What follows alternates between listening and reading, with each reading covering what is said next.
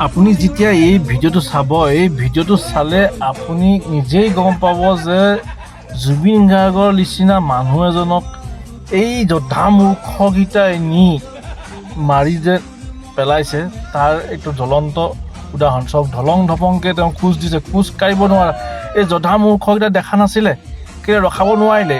এই যে জাপ মাৰিলে তাৰপিছত তেওঁ এই ৰাইগড় যে উঠিলে, এয়া চক তেওঁ ভৰি দুখন মাৰিছে, হাত দুখন মৰা নাই, মানে তেওঁ সম্পূৰ্ণ সুস্থ নহয়।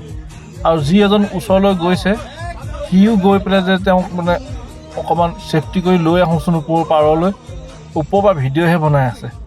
আৰু গানত মতলীয়া সিহঁতি চবেই মানে ফূৰ্তি কৰি আছে। এজন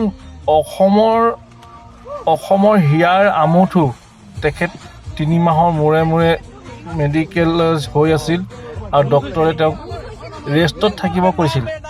তেনেকুৱা স্বত্বতো তেওঁক ছিংগাপুৰলৈকে লৈ গৈছে আৰু লগত থকা সমীৰৰ যোনজন মানে মেনেজাৰ সিও আছে, তথাপিতো মনা নকৰিলে।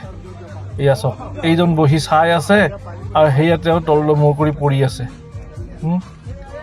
আৰু তেওঁ যে দেহাটো কিমান সুস্থ আৰু কিমান অসুস্থ আমি ভিডিঅ'ত চাই গম পাইছোঁ, তেওঁলোকে লাইভ থাকিও তেওঁলোকে গম পোৱা নাছিলেনে? এয়া